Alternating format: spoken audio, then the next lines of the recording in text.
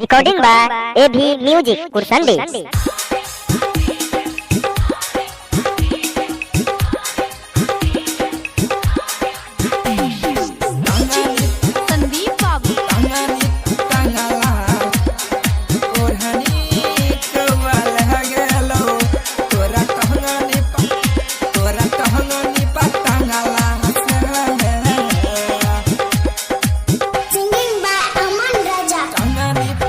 ये छोरी ओढ़नी कौआ लगेलो तोरा टहंगनी पटंगला से।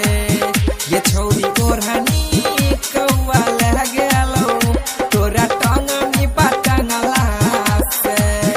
लके उड़ गेलो चोट से चिर देलको गेला के उड़ गेलो चोट से चिर देलको हमें देखड़ी हो बंगाला हसे है।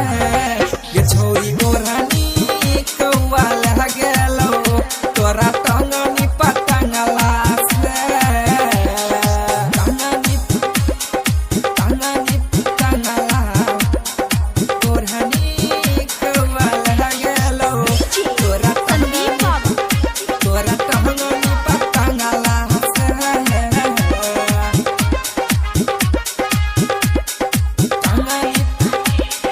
टंगनी पटंगला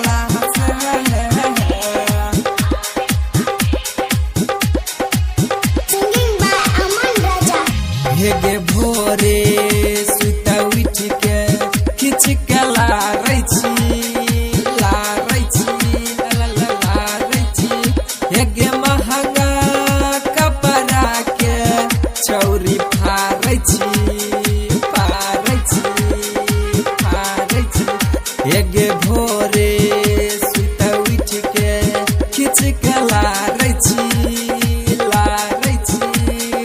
महंगा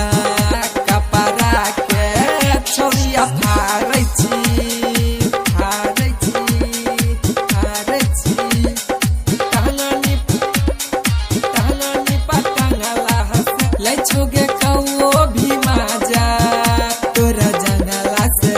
हेगे जंगला से टहंगनी छोरी ओढ़नी कौआ लगेलो तोरा टहंगनी पटंगला से।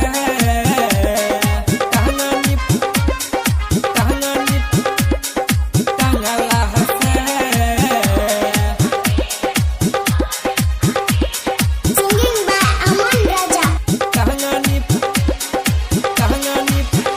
देखी राइटर विकास के शरमाबै छी टहंगनी अमन राजा के तोय बोलाबै छी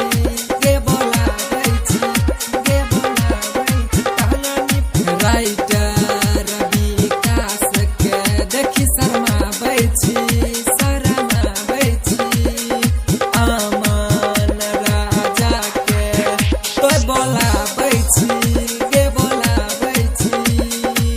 लाले तो कहू होगे माजा तोरा जंगला से।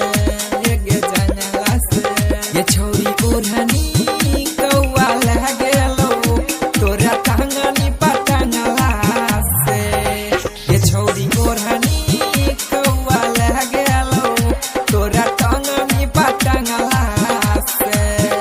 लके उड़ गेलो चोट से चिर देलको हमें देखड़ी हो बंगाला हसे है। रिकॉर्डिंग बाय एभी म्यूजिक कुरसंडी।